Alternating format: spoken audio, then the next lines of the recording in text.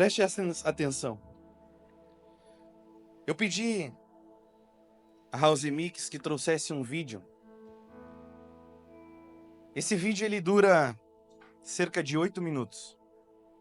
8 minutos da sua atenção pode valer a sua vida. Eu podia contar essa história.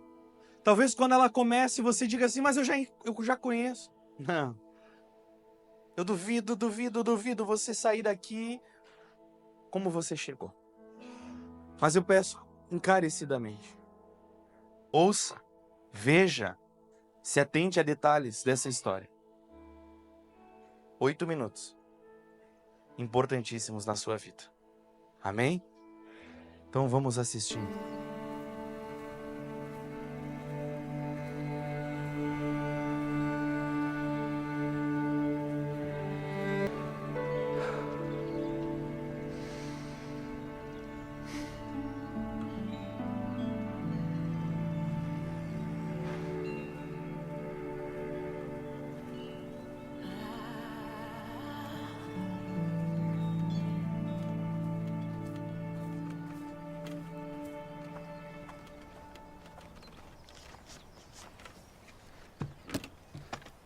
Você me daria de beber?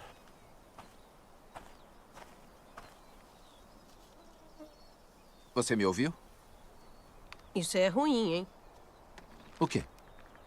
O senhor sendo judeu, pedindo a mim, uma samaritana, uma mulher. Me desculpe. Devia ter dito, por favor. Não é seguro você ficar aqui sozinho. Nem você. Por que não vem com os outros? E por que tão tarde assim?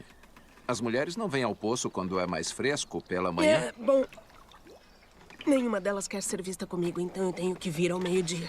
No calor, como você gentilmente me lembrou. Por que não querem ser vistas com você? Longa história.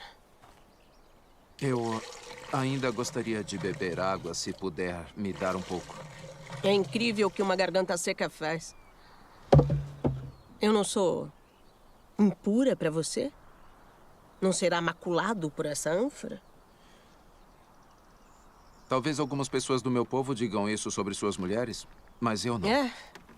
E o que você diz? Digo que se soubesse quem eu sou, você teria pedido água a mim. Jura? E eu lhe teria dado água viva. Só que o senhor não tem com que tirar a água e esse poço é fundo. Além do mais, por que você precisa de mim se tem sua própria reserva de água viva? Longa história. Mas a água judaica é melhor do que a samaritana, né? Não foi o que eu disse. Por acaso o senhor é maior do que o nosso pai Jacó, que nos deu esse poço? A sua água é melhor do que a dele? Eu conheço Jacó. E digo que quem beber desta água terá sede outra vez. Mas quem beber da água que eu der, nunca mais terá sede. Isso seria ótimo. A água que eu der se tornará dentro da pessoa uma fonte a jorrar para a vida eterna. É mesmo? Sim, é mesmo. Prove isso. Primeiro, vá, chame o seu marido e volte. Então eu mostro. Eu não tenho marido. Tem razão. Você já teve 5.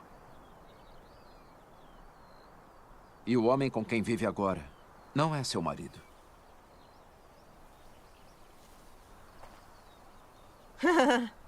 Já entendi. Vejo que é um profeta. Você veio pregar pra mim. Não. Normalmente, a única coisa boa de vir aqui sozinha é que eu posso escapar de ser condenada. Eu não estou aqui para condenar. Eu cometi muitos erros. Muitos erros. Mas são homens como você que tornam impossível que eu faça alguma coisa a respeito. Como? Nossos antepassados adoraram neste monte. Mas vocês judeus dizem que Jerusalém é o lugar onde se deve adorar. Dizem isso porque o templo está lá. Sim. Exatamente onde não é permitido. Eu vim para quebrar essas barreiras. E está próxima a hora em que nem neste monte, nem em Jerusalém, vocês adorarão o Pai. Então, para onde é que eu devo ir quando eu precisar de Deus? Eu nunca recebi nada de Deus, mas mesmo se recebesse, eu não poderia agradecer. Qualquer lugar. Deus é espírito. Está chegando a hora, e de fato já chegou. que não importará onde você o adora, mas que apenas faça isso em espírito e em verdade.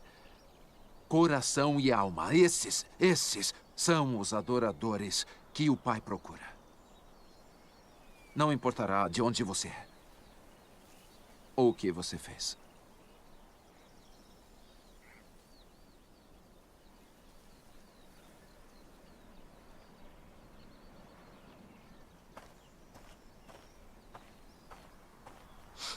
Você acredita no que eu digo?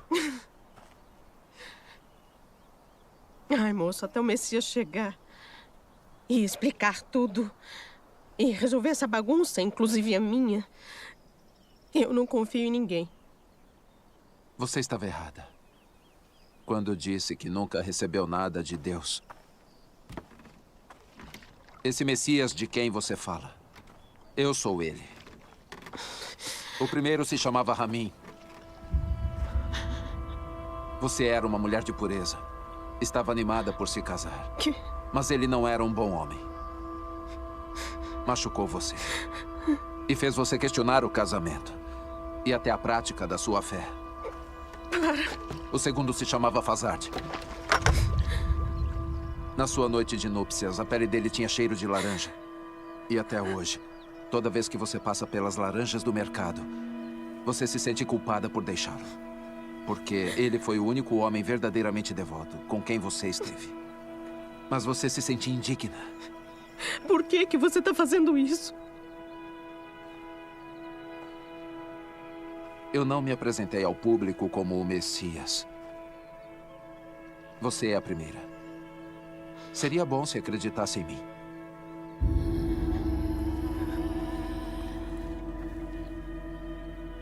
Você escolheu a pessoa errada. Eu vim a Samaria só para encontrar você. Você acha que foi um acidente eu estar aqui no meio do dia? Eu sou rejeitada por todo mundo. Eu sei. Mas não pelo Messias.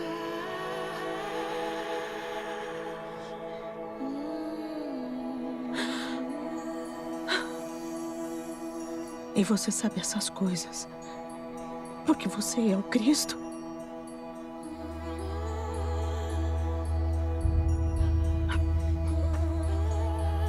Eu vou contar pra todo mundo. Eu estava contando com isso. Em espírito e em verdade. Em espírito e em verdade. Não será só sobre montanhas ou templos. Logo. Só o coração. Você promete? Eu prometo. Este homem me disse tudo o que eu tenho feito. Ele deve ser o Cristo.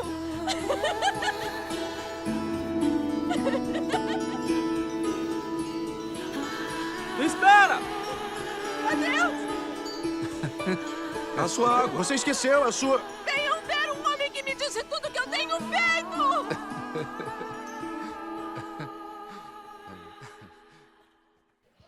Quantos entenderam a mensagem? Quantos já ouviram falar sobre a mulher samaritana? Quantos já sabem tudo sobre a mulher samaritana? Será que a gente já sabe tudo sobre a mulher samaritana? Eu queria que nós, já que vocês ouviram toda a história, eu não vou precisar ler, eu queria que nós prestássemos atenção em alguns detalhes. O nome dessa ministração vai aparecer no telão agora, Os 5 Maridos. Nessa madrugada, eu acordei com o Espírito me mostrando claramente esse telão. E nele estava escrito Os 5 Maridos. E hoje é a volta do encontro de mulheres. E esse encontro Jesus teve com uma mulher. E eu acho que algo que a gente nunca conversou, nunca falou, foi sobre os 5 maridos que essa mulher teve. Vamos pensar em alguns detalhes desse vídeo. Preste atenção aqui. Você percebeu que quando Jesus ele encontra a mulher, ele busca profundamente e de maneira muito intencional falar com ela. E quando eu digo falar com ela, não é o falar do diálogo, mas é falar ao coração dela. É chegar nas profundezas do coração dela. É entrar nas fragilidades espirituais, emocionais e físicas que ela tinha. E essa mulher, por conta dos traumas que passou ao longo da vida, ela faz o que muitos de nós, homens e mulheres, fazemos, que é jogar para um lado, jogar para o outro, trazer contextos, explicações, justificativas, para não ter um encontro profundo com Cristo. Perceba que quando ela chega no primeiro contato com Jesus, Jesus diz para ela: quero água, dá água, você tem água? E logo ela já diz: mas por acaso o senhor não sabe que os samaritanos e os judeus, eles não se dão? Como eu, sendo uma samaritana e o senhor sendo judeu, o senhor me pede água? Vou chamar isso de Tramontina. Corte rápido. Essa mulher, ela tentou dar uma Tramontina em Jesus. Pá! Só que Jesus não aceita as Tramontinas humanas. Então Jesus, ele continua trazendo pontos para essa mulher. Mesmo com ela vivendo essa desconfiança, essa é a palavra. Eu não sei se você, quando foi ouvir falar de Jesus, talvez você passou algum trauma, já ouviu alguém falar falar coisas erradas sobre Jesus, e você fica com aquela certa desconfiança. Eu imagino aquela mulher olhando dizendo: pronto, aí vem mais um para me dar um golpe. Aí vem mais um para ser como os outros. Eu conheço uma mãe que diz assim para a filha, ou dizia em nome de Jesus, porque a gente tem tratado isso na vida dela: filha, nunca casa, porque homem nenhum presta. E ela fala isso pelas experiências que ela viveu, traumas que ela passou no casamento, e ela está tentando dar conselhos para a filha. E essa mulher, ela com certeza já tinha uma crença dentro dela: homem nenhum presta. E deve ser que esse homem está vindo com outras intenções.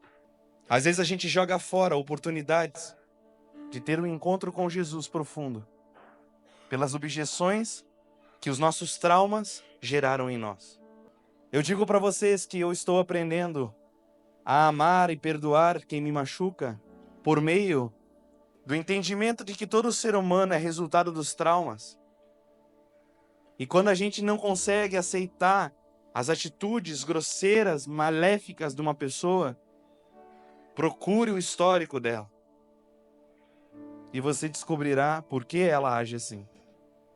Mas é claro que, em segundo ponto, eu creio que nenhum histórico traumático pode nos dar justificativa de continuar a vida inteira sendo grosseiro, sendo malévolo, fazendo mal. Porque por meio de Cristo nós recebemos a redenção emocional, espiritual e física. E podemos dar um novo cenário para a nossa casa, para a nossa família. Eu lembro que o meu pai foi um homem que por poucas vezes recebeu o abraço e beijo do seu pai. Meu pai sempre contou que quando ele pedia para o pai dele um abraço, o pai dele evitava. E muitas vezes o meu pai, ele conta que na infância dele, ele uma única vez recebeu um colo do pai dele, que foi quando ele teve febre. E ele estava quase convulsionando, e o pai dele pegou ele nos braços, colocou no colo e deu um colo. Esses traumas, como por exemplo, meu pai ter saído de casa aos 14 anos, ter morado por algum tempo frente a uma igreja, com uma caixa de papelão, isso tudo foi gerando traumas. Quando eu me tornei filho dele ao nascer, é certo que alguns traços vieram vindo. Então, por mais que não intencionalmente, algumas vezes o meu pai se esforçava para me entregar algo que ele nunca tinha recebido. E por ele ter recebido a vida de Jesus, ele trabalhou muito isso nele. E lembro claramente o dia que o meu pai me chamou, por exemplo, eu tinha uns 10 anos de idade, e disse: Do 0 a 1 ano de idade, eu nunca te peguei no colo e te disse as palavras que você era amado. Que o meu problema foi um problema genético de ordem médica no ventre da minha mãe, então o médico ficou dando prazo de validade de vida.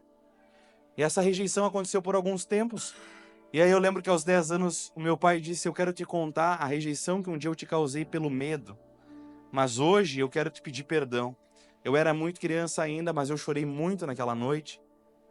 E perdoei. Mas ali eu percebi já o quanto meu pai queria ressignificar a história da família. Sim ou não? Por meio de Cristo. Hoje eu vejo que o meu filho, ele vive uma vida 100% ou 90% diferente do que meu pai viveu. Hoje, por exemplo, meu filho chegou com um livrinho da Arca de Noé. Eu estava olhando o jogo. Um jogo aí que eu não posso falar. E estava muito empolgante. E aí o meu filho chegou para mim e disse: papai, papai, papai, papai. Era um livro da Arca de Noé. Pela medida que eu recebi do meu pai, eu já consegui parar de olhar e dizer: filho, vem cá. Impressionante, o meu filho deitou no meu colo. E eu comecei a contar a história da Arca de Noé para ele. E ele ficou ali, a pastora ficou impressionada. Eu mostrava os animais e ele fazia o som dos animais. Isso a gente começa a ver a geração sendo melhorada. E Cristo, ele vem para melhorar gerações. Daí você talvez diga: mas eu não tive esse amor. Sim, você não teve esse amor, mas você pode entregar um amor que você vai receber do seu pai, o principal pai, que se chama Deus.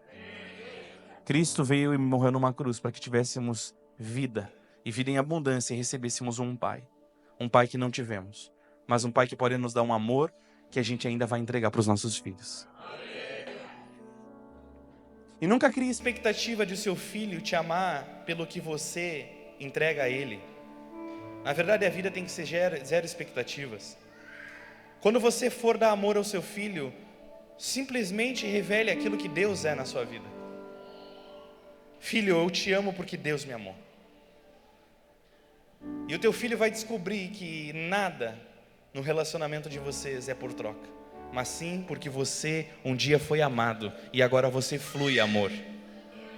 Assim o seu filho não chegará na idade da adolescência pedindo namoradas ou namorados, porque ele vai entender que há tempo para todas as coisas, porque ele tem uma satisfação emocional, ou seja, eu estou satisfeito emocionalmente por hora pelaquilo que eu recebo.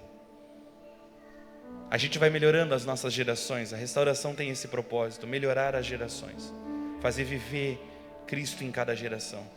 E essa mulher, pelos traumas que ela viveu, ela começou a criar um estigma de que ninguém era aquilo que ela esperava. E quando Cristo aparece, o que ela faz? Cria um muro de proteção.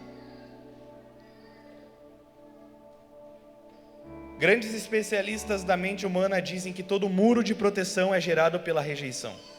Toda rejeição gera muros de proteção, que você cria para você não deixar mais as pessoas entrarem no seu íntimo e te causarem danos que um dia te causaram quando você era inocente. Então essa mulher, ela tinha muros de proteção. E ela começou a mostrar para Jesus que os muros dela eram muito altos. E mais do que isso, ela disse: Jesus... Ela nem sabia quem ele era. Homem, os meus muros são altos e tem uma cerca elétrica. E além da cerca elétrica eu botei uma serpentina e o choque não é normal. Ele é 220. Não, ele é 480. Aí ele é 1000 volts. Então não vem que não tem. Porque eu já sei. Não. Para de deixar as tuas crenças do passado te impedirem de viver o Cristo que você está pronto, ou melhor, você está prestes a viver. E agora eu venho no ponto principal, que essa aí, eu jamais imaginei que o Espírito Santo me daria a honra de fluir, porque eu só estou fluindo o que ele falou. Eu me sinto muito honrado em poder entregar essa palavra que o Espírito Santo tem. Vocês estão prontos? Quem está pronto? Diga assim comigo: em nome de Jesus, eu vou subir por uma outra dimensão, onde as coisas de baixo não me atingem. Palavras nocivas não me derrubam. Faça assim, ó. Eu vou colocar o cinto. Esse avião vai subir. Amém? Cria essa expectativa. Bom, como que é o nome dessa mulher? Ninguém sabe? Como ela é chamada então? Como? Como? Por que samaritana? Por que samaritana? Porque naquela época, e desde sempre, é muito comum, da onde a região que a pessoa vem, a gente intitular a pessoa. Então, aquela mulher era chamada de samaritana, porque ela vinha de uma região de Samaria. É como se eu dissesse os uruguaianenses, começar a chamar todo mundo uruguaianense, tá entendendo? Ou alegretense, o alegretense. E ali, ela, na Bíblia, foi intitulada de a mulher samaritana, porque ela era de Samaria. E agora eu vou começar a trazer uma profundidade nessa história. A mulher samaritana, ela foi feita a ela uma pergunta, sim ou não? Várias. Mas uma das perguntas mais profundas feita à mulher samaritana foi a seguinte: sobre marido. Traz um marido. Não tenho.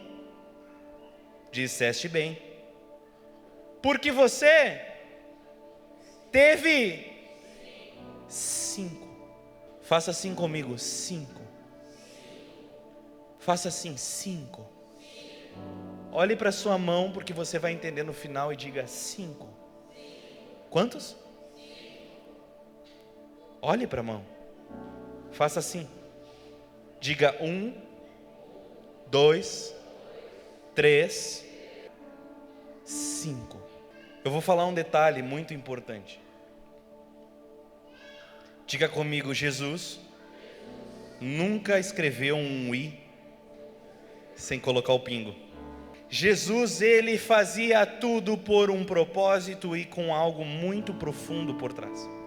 Um dia eu tenho uma vontade de pregar uma outra palavra que um dia vocês querem ouvir em nome de Jesus, que é quando Jesus, ele está no sepulcro e ele deixa um dos panos mal enrolado e o outro ele dobra. E quando você vai estudar a interpretação judaica, você entende por que um dobra e outro não dobra. Várias coisas que, se você não tiver uma contextualização, você fica boiando.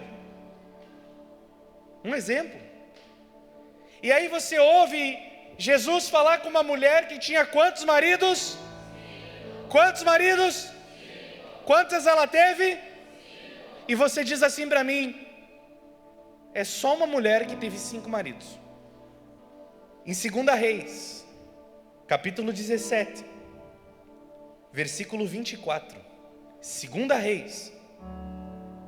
Isso é Antigo Testamento. Há muitos anos antes de Jesus nascer e vir ao mundo, existia um lugar que se chamava Samaria. E essa Samaria era uma cidade que Deus era o Senhor dela. Da onde era essa mulher? Vamos, da onde era essa mulher? Essa cidade se chamava Samaria. Cuidado que vai perder metade da palavra, Léo. Essa cidade se chamava Samaria. Preste atenção em cada detalhe. Em 2 Reis, está falando de uma cidade que é exatamente da mesma origem dessa mulher. A mulher samaritana veio de Samaria. E existia em 2 Reis uma cidade chamada Samaria. Essa cidade chamada Samaria tinha Deus como Senhor dela. Eu não sei se vocês entendem um pouco da história daquela época. Um dia eu posso trazer uma contextualização sobre a história que talvez vocês ouviram parte no encontro. Abraão teve um filho chamado Isaac. Esse pai teve 2 filhos, chamados Jacó e Esaú. Jacó teve filhos. Quantos filhos ele teve? 12. Muitas dessas nações dessas tribos foram disseminadas ao longo do tempo. e apenas 2 tribos permaneceram. E aí, quando você vai entender o contexto, vai descobrir que Samaria fazia parte dessa estrutura onde Deus se consolidou, e Deus disse: eu sou o Deus dessa terra, eu quero cuidar de vocês, eu quero proteger vocês, porque existe uma bênção e uma palavra minha desde Abraão. Quem está entendendo? Que passou por Isaac, Jacó, e chega até uma cidade chamada Samaria. Mas um certo dia, essa cidade chamada Samaria, ela é atacada pela Assíria. E quando esse ataque chega da Assíria em Samaria, Samaria perde o governo. Ouça para você entender, eu não estou contando uma história complexa, eu só quero que você entenda detalhes. Diga: Samaria, que antes Deus reinava, governava e protegia, perdeu o seu governo.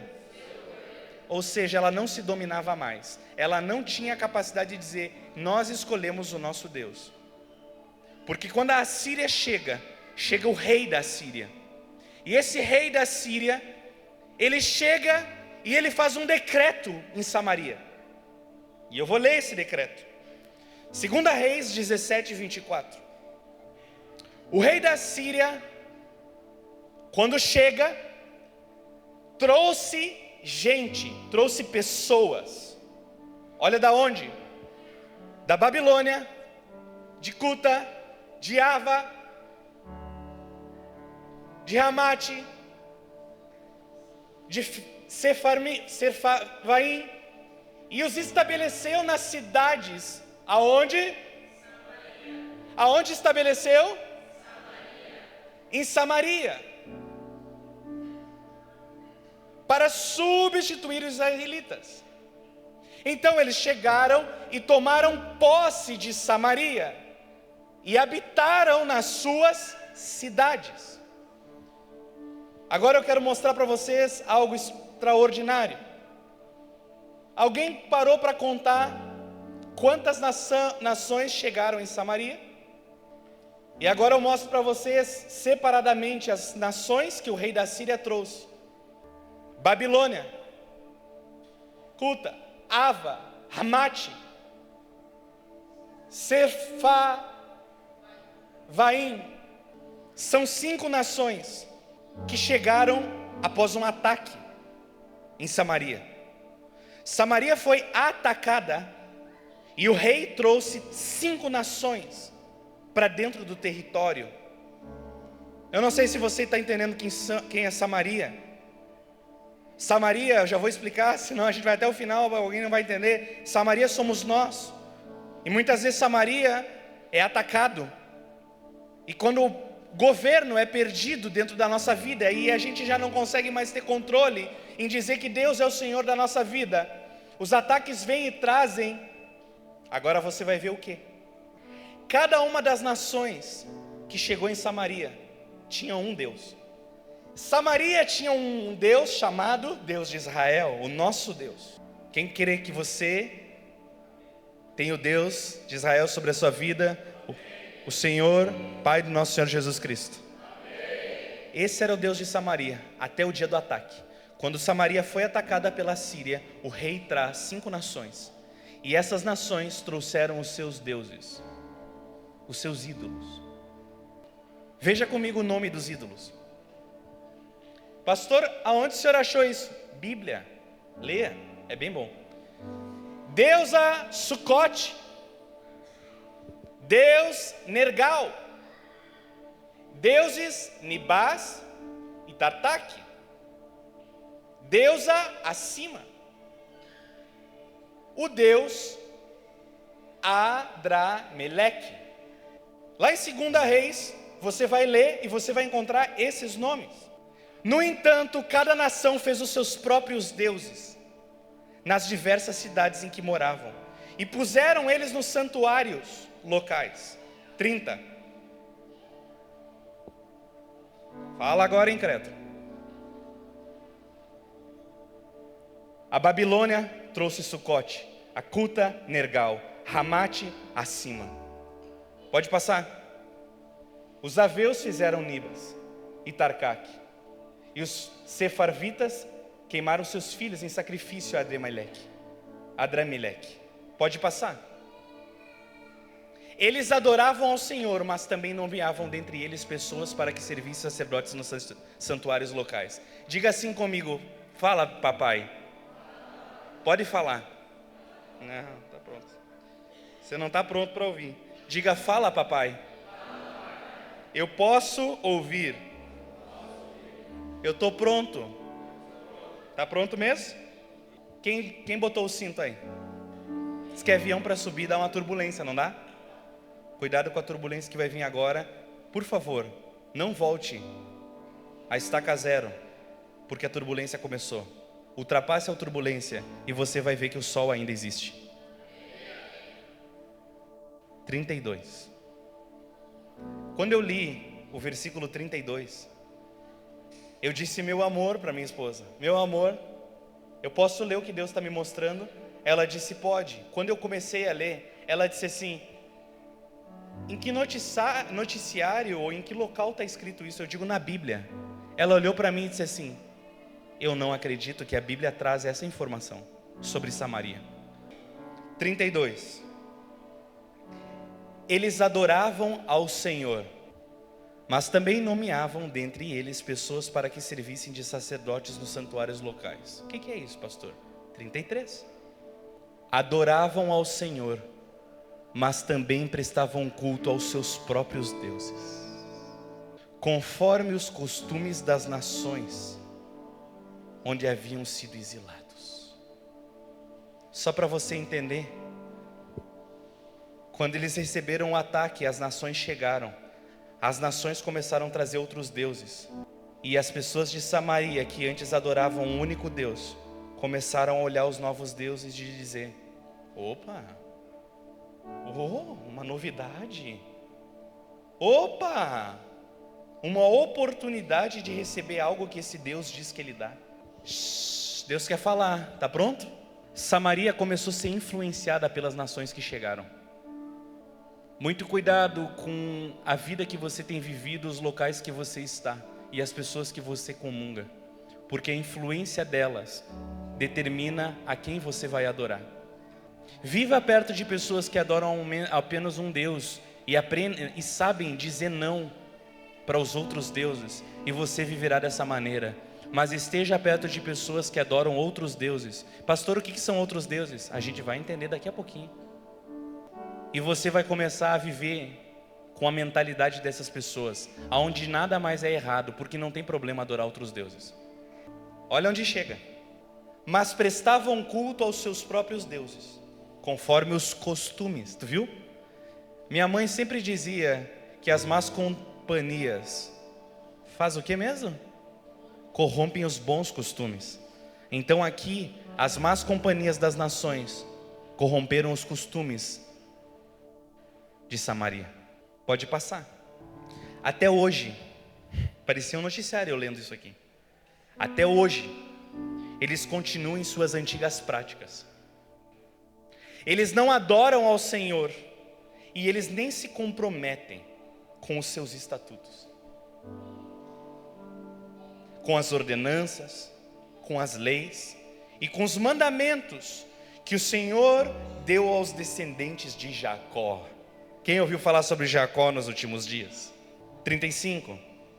Quando o Senhor fez uma aliança com os israelitas, Ele lhes ordenou, como assim ordena para nós: não adorem outros deuses. Eu não sei se você está pronto para ouvir essa palavra, mas Deus está olhando para você e mostrando os seus 5 dedos e dizendo para você: não adore outros deuses. Não adore outros deuses. Não adore outros deuses. Não adore outros deuses. Mesmo que você esteja perto de pessoas que adoram outros deuses e elas tentem te influenciar, não adore outros deuses. Eu ordeno, não adore outros deuses, diz o Senhor. Não se prostrem diante deles. Não lhes prestem culto, nem lhes ofereçam,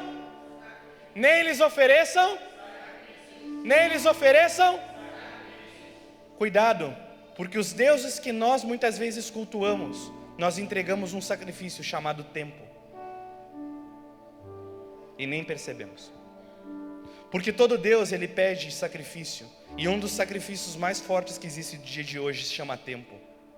E quantas vezes nós estamos dando tempo a alguns deuses, que as influências nos fazem acreditar que não são deuses. Olha para cá, não são deuses.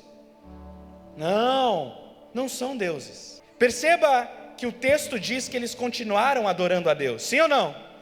Mas eles continuaram adorando e eles começaram a adorar outros. É por isso que a Bíblia fala, e Jesus diz, que um Deus você vai aborrecer, e o outro Deus você vai servir. Porque não existe como adorar dois senhores. E aí ele estava falando sobre Mamon. Nós estamos vivendo numa era onde deuses existem em nós e dentro das nossas casas. E nós não estamos percebendo, talvez pelas influências de pessoas que estão vivendo com esses deuses. E nós estamos achando que não.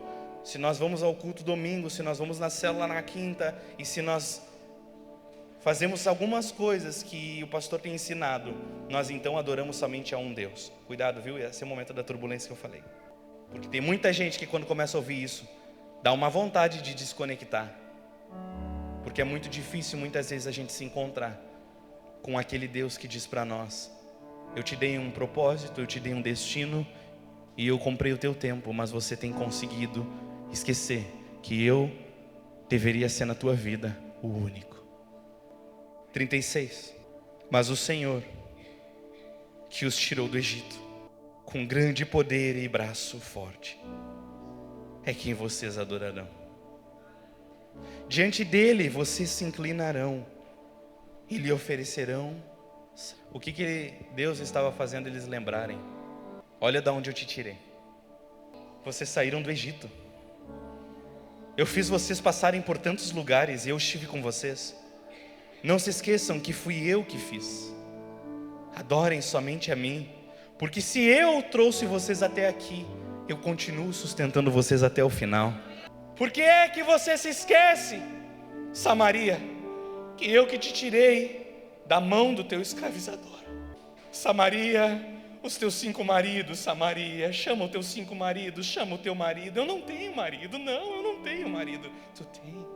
Na verdade, você passou por várias tentativas de conseguir causar segurança. Porque cada Deus que apareceu na tua vida era uma expectativa emocional de você conseguir encontrar paz, alegria, esperança. Mas nenhum desses deuses conseguiu te entregar o que você queria, porque só eu devo ser o teu Deus. Versículo 38. Não se esqueçam da aliança que eu fiz com vocês, diz o Senhor, a Samaria. Não se esqueçam da aliança que eu fiz com vocês. E não adorem outros deuses. Se eu tivesse que rasgar os céus hoje e fazer você entender algo, eu diria: por favor, ouça quantas vezes for preciso o versículo 38. Não se esqueçam da aliança que eu fiz com vocês. Não se esqueçam, porque o grande problema de a gente começar a adorar outros senhores é quando nós não mais nos lembramos de uma aliança que nós temos com Ele, que Ele fez conosco. E Ele está dizendo: olhem para a aliança que eu tenho com vocês e não adorem outros, deuses. Versículo 39. Antes adorem ao Senhor, o seu Deus, e Ele os livrará da mão de todos os seus inimigos. Essa semana eu parei dentro de um comércio, e eu não posso contar detalhes desse comércio, porque senão eu vou contar quem é. Eu só sei que essa pessoa disse para mim: não me falta um centavo. Todos os dias entra mais de 30 mil aqui, mas eu tenho uma coisa que me falta. me falta a paz que eu não tenho sentido, me falta a alegria que eu não tenho sentido, eu tenho visto a minha casa perecer. E Deus me mandou falar para ela e eu disse: você sabe que existem outros deuses que você tem adorado. Ela começou a chorar e disse: esse é o meu erro, porque enquanto eu confiava no meu Deus, Ele estava comigo me protegendo. Mas eu um dia passei por escassez, e na escassez me apresentaram outros deuses, e eu aceitei os outros deuses. E eu disse para ela: pois é, esses outros deuses, eles são bem assim, eles te entregam com uma mão, mas eles te tomam pela outra. Eles dizem para você que eles vão te dar o que você quer, mas na próxima semana eles retiram para que você volte a comer das migalhas que eles caem da mesa. Mas o Senhor está te convidando a voltar para sentar à mesa com Ele, eu disse para ela. E a palavra que hoje você está ouvindo é: não adorem outros deuses. Diga assim: Senhor, graças a Deus a turbulência acabou. Versículo 40. Contudo, eles não deram atenção, mas continuaram em seus antigos costumes. Sabe, quando você tiver dúvida se você tem um outro Senhor, observa os teus antigos costumes. Se você está voltando para os teus antigos costumes, talvez seja porque você está adorando outros senhores. O que são os costumes? Os costumes são hábitos que um dia a gente disse assim: ei, eu sei que isso aqui não tem que fazer parte da minha vida. Eu não posso pensar desse jeito, eu não posso ser desse jeito, eu não posso deixar esse veneno começar a criar corpo dentro de mim, eu não posso deixar essa cobra conversar comigo, eu não posso, eu sei que isso aí não vem do céu. Mas eu sempre digo que hábito, olha para cá porque Deus está falando, hábitos malditos, eles não precisam de várias chances para eles voltarem. Eles são como todo vício. Basta um gole, basta um toque, basta um contato para que ele diga: eu voltei e eu quero governar a sua vida. Não, os vícios, os costumes, os senhores maus. E então você precisa dizer: eu sei que esses hábitos, esses costumes têm me matado, porque eles me tiram da presença, porque eles me fazem eu não sentir que eu posso mais estar perto do meu Senhor. E eu me sinto muitas vezes como aquele homem que era usado por Deus, chamado Sansão, que disse: eu não sei mais a que distância estou do Senhor, e certamente eu vencerei mais uma vez os meus inimigos. Mas o Senhor não estava mais com ele, porque talvez ele se esqueceu daquilo que ele precisava fazer, e ele deixou com que influências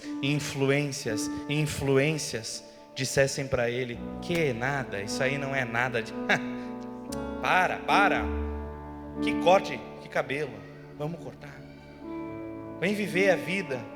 Mas a mulher de Sansão não disse isso para ele. Pois é, e quando ele provou do mel que estava dentro de um animal, sendo que a palavra disse para ele que ele não deveria comer de nenhum animal, ele jamais imaginou que aquele melzinho ia ter contato com o animal.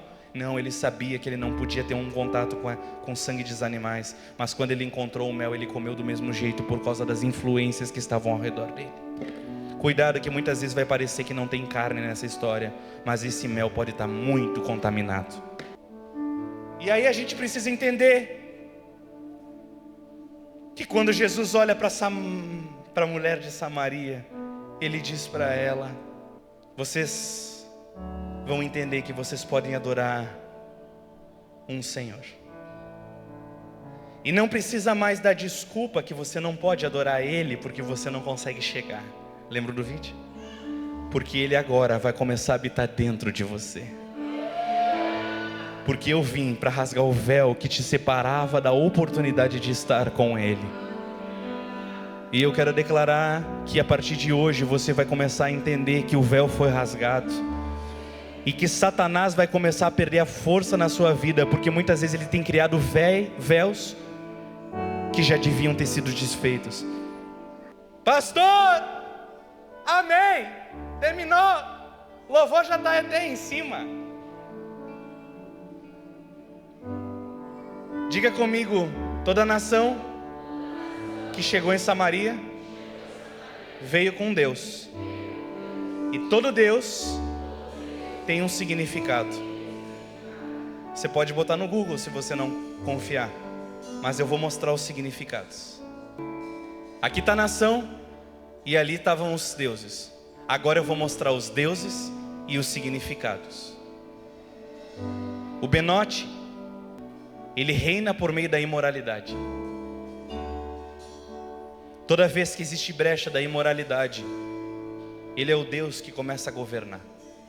O Nergal, ele é o Deus da destruição por meio da fala maldosa, da fofoca, da contenda, da vontade de querer ver o mal do outro e falar mal do outro para conseguir destruir. O Nibas é o Deus que traz a sua maldição pela incredulidade. Será? Eu não sei se isso é. Será que eu vou conquistar? Será que vai dar para vir financeiramente? Será que a cura vai vir? Será que... E aí Jesus olhava para aquela geração e dizia: geração incrédula, pelo amor do meu nome, reconheçam que vocês hoje têm medo, mas vocês precisam ter mais fé. Porque a fé é a única maneira de vocês alcançarem o reconhecimento que vocês precisam de um só Deus. Acima, aquele que vem pela feitiçaria, pelo ocultismo. E Adrameleque. Adrameleque é o Deus da apostasia. É aquele que diz: eu já fiz muito e eu posso descansar. Na verdade, eu já tenho dinheiro. Dinheiro é algo que faz a gente começar a entrar numa zona de conforto. Ou muitas vezes, quando não tem, faz a gente viver a tal da maldita escassez. A escassez é uma das maneiras que o inimigo vem para fazer um cristão se desvirtuar. Porque quando ele consegue botar escassez numa casa, ele faz com que aquele homem já não consiga mais tirar tempo nem para orar. Porque ele sabe que ele tem que trabalhar para trazer provisão. E ele fica naquela noia de que ele é aquele que tem que fazer tudo dentro de casa. A mulher começa a dizer: mas vai faltar, a dívida vem. E aí você diz: ai, eu preciso pagar as minhas contas. Deixa eu te falar algo muito profundo que Deus me disse hoje à tarde. Você sabia que muitas vezes os deuses que habitam em nós habitam por justificativas lícitas? Eu falava uma vez essa semana com um casal e eles diziam para mim que existem muitos discípulos que vão chegar para nós quando a gente for falar a verdade para eles, e eles vão dar justificativas lícitas. O que é isso? Eles me deram até um outro nome. Se chama carteiraço. O que é carteiraço? É você dizer assim: mas você não sabe da minha condição. O senhor não sabe que se eu não trabalhar, isso não vai acontecer. Eu não tenho que falar mesmo. Eu não tenho como trabalhar com alguém que me dá um carteiraço desses. Não, porque o senhor não tem noção do que eu estou passando dentro da minha casa. Não, eu não posso ir hoje porque eu tenho uma justificativa. Quais são as justificativas, muitas vezes lícitas, que nós criamos para conseguir esquecer o que Deus podia fazer por nós? Mas nós estamos lutando com as nossas próprias forças. Eu lembro de um homem que um dia disse para mim que passava por uma crise emocional muito grande. E ele encontrou um hobby extraordinário para conseguir trabalhar a sua crise emocional. E esse hobby começou a tirar tempo da presença dele. Um dia chegaram para ele e disseram: ei, esse hobby está te fazendo mal, você está perdendo tempo. Ele disse: não tirem de mim o meu hobby, porque o meu hobby é o que me faz eu ter uma saúde emocional. Mas no último dia de vida ele disse: por favor, eu gostaria de voltar no tempo e ter tirado um pouco do tempo que eu dava para o meu hobby, para a presença, porque hoje eu entendo que a presença poderia cumprir o papel que ela diz que cumpre, que é estabelecer umas emoções que eu preciso. E eu posso sim ter tempo de hobby, mas eu não preciso pegar o meu hobby e tirar todo o tempo da presença. Então são várias justificativas lícitas que nós criamos para dizer: eu posso, e ninguém vai dizer nada para você. Mas você tem que entender que um dia Deus quis comprar o teu tempo, quis dizer para ti: você é só meu, e eu quero ser na tua vida o único.